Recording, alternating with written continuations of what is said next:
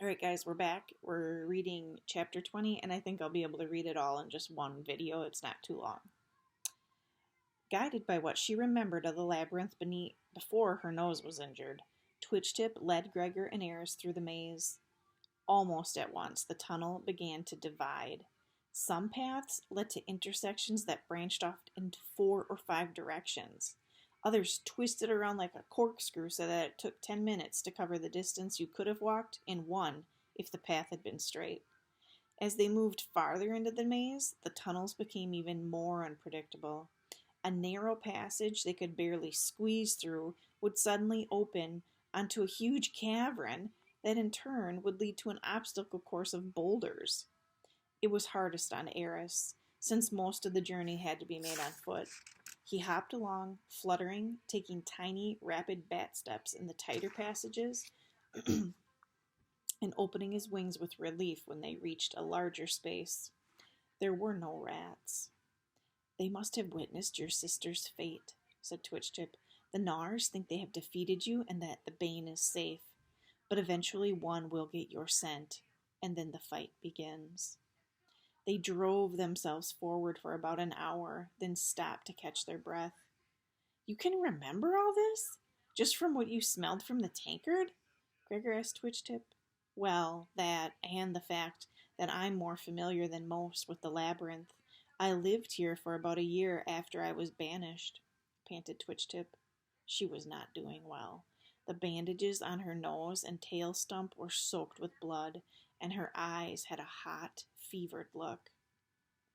"I thought you lived in the Deadland," said Gregor. "Not at first. I hid in a cave down by the tankard. The rats never came there because of the serpents. It wasn't ideal, but it offered more protection than the Deadland. Then one day I dozed off gathering mushrooms and a patrol saw me. I had to run, and the only place left to go was the Deadland," said Twitchtip. "I didn't speak to a soul for years. Then I realized there was another rat around." "Ripred," said Eris. "He let me stay in his nest sometimes if he was gone. You've been near there. It's where you first spoke to him," said Twitchtip. "Now he has a whole band of rats. But I can only stay, he says, if I help you find the Bane," said Twitchtip. "Otherwise, I'll be on my own again." This fear seemed to rouse her. "We have to keep moving." As they took off again, Gregor found himself thinking of Ripred. Letting Twitchtip stay near him in the Deadland? Letting her use his nest and join his pack? These could almost seem like acts of kindness. But were they? Everything was conditional on Ripred getting something back from Twitchtip. Ripred knew he could use her and that incredible nose. Twitchtip was desperate to belong somewhere again. They had mutual need, like Ripred and Gregor did. For Twitchtip, like Gregor, the question would be what would happen when that need ran out. Or was he being too hard on Ripred? He seemed to be friends with Vicus and Sullivet. There had been moments when Gregor thought he'd sensed a genuine compassion in the rat, behind the sarcasm and the snarls. Maybe things were more complicated for Ragers. They certainly were for Gregor. Twitchtip began to stumble, and Gregor could see she was about to give out. She lost her footing one last time, fell on her belly, and did not get up. He squatted down beside her. Her breathing was rapid and shallow. "I can't go on," she said. "It doesn't matter. I'm at the end of my scent map anyway. Ahead, the path splits in 3 directions. Your guess is as good as mine," she said. "Are we supposed to just leave you here?" said Gregor. "I'll rest a while. If the rats don't find me, I may be able to make it back to my old cave. But you have to move forward now. You are close to the Bane. I know it. The rats will smell you soon. Go, go," she gasped. Gregor pulled out a hunk of meat and some stale bread for her. What was there left to say? "Fly you high, Twitchtip." She laughed, and blood dripped from the bandage on her nose. "You don't say that to rats." What do you say in a situation like this? Asked Gregor. Like this? Run like the river, said Twitch-Tip. Run like the river, Twitch-Tip, said Gregor. You too, said Twitch-Tip. And Gregor and Eris left her lying on the tunnel floor. When they came to the place where the tunnel split in three, they paused. Gregor had an image of Twitch-Tip lying in the darkness, bleeding to death. Eris read his thoughts. She is strong and cunning to have survived in the Deadland on her own, and she has a place near enough to hide. I know, said Gregor.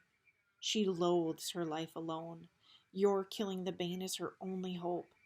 If I were Twitch-Tip, I would not want you to come back, said Eris. Gregor nodded and surveyed the tunnels. Which one looks good to you? The one on the left, said Eris. They followed it for a while, hit another corkscrew, and somehow wound up back at the stop where the three tunnels met. On further reflection, I favor the right, said Eris. They took the right tunnel and within 5 minutes had reached a dead end and retraced their steps to the opening. Sorry. I think you should choose, said Eris. So there were 3 tunnels, right? He said left, right, Now he's like, you choose, Gregor. They headed down the middle tunnel and after about 20 minutes arrived in a large circular cavern. It was almost perfectly cone-shaped, with the walls slanting up 50 feet to meet at a single point at the top. Around the base, at least a dozen tunnels led out from it like the spokes on a bicycle wheel. Oh, great, said Gregor. Now which way? Eris had no idea. But, Overlander, it has been many hours since we fed. If we are to continue, we must eat. When had they last eaten? Gregor tried to think back through the time with Twitch-Tip, through the serpent attack, through the passage into the tankard, through Temp's voice waking him, through the night to that evening when they were all together. He'd eaten a slab of raw fish and given Boots all his bread and meat. We shut eyes?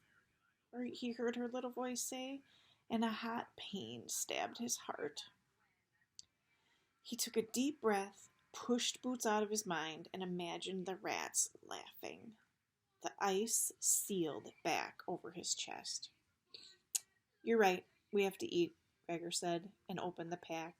They sat on the stone floor, choking down the dry food, washing it down with water from a leather bag that looked like a wineskin. There is something wrong about it, my still being alive, Eris said out of the gloom. How do you mean? Asked Gregor.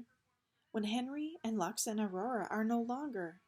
How many days ago was it that you first fell? Asked the bat. I don't know, maybe 5 or 6 months, said Gregor. There was a match. Henry and I had scored 7 times. A feast was planned that night for Nerissa's birthday. The rats seemed far away, and then you ran into the arena with your sister and the crawlers, and nothing has ever been the same. What happened to that world? How did it change so quickly? Said Eris. Gregor knew what he meant. His world had completely transformed the night his dad disappeared, and it had never really been right since. I don't know, but I can tell you this, that world, it's not ever coming back. I let my bond die. I am an outcast. Luxa and Aurora are gone. It seems a crime for me to be alive, said Eris. It wasn't your fault, Eris. Not any of it, said Gregor. It's like Vicus said to me once. We just all got trapped in one of Sandwich's prophecies. This did not seem to cheer Eris up much. For a while he was silent, then his black eyes caught and held Gregor's gaze. Will it make us feel any better, do you think, to kill the Bane? I don't know, said Gregor, but I don't see how it could make us feel any worse. Eris's head lifted sharply in a manner Gregor had begun to recognize. Rats? Gregor asked. 2 of them, coming at a run, said Eris. In seconds, Gregor was on Eris's back. The bat shot up into the cone, and they were circling as the rats ran in. There were 2 as Eris had predicted, with mud-gray coats and gnashing teeth. "There he is!" cried one rat. "We were fools to leave him with Goldshard," said the other. "That will be remedied as soon as these are dead," growled the first. Although Gregor was well out of range, the rats began to leap for him immediately. They could not reach him, but they prevented Eris from flying down low enough to escape through one of the tunnels. Eventually, Gregor would have to fight them, and it was best to do it now before Eris tired or more rats showed up. As he pulled the sword from the strap on his pack, the Rager sensation began. He didn't fight it this time. The rats broke up into fragments in his vision, as if he were looking at their reflection in a shattered mirror, but only certain parts were lit. He caught glimpses of an eye, a spot under a raised paw, a neck, and somewhere in his brain he understood that these were his targets. "Now," said Gregor quietly, and Eris began to dive, which is the end of chapter, what is this, 20? So the end of chapter 20. So what I want you to do is to make a prediction. There are two rats. Eris and Gregor are there. They're about to dive to attack. I want you to make a prediction as to what you think might happen.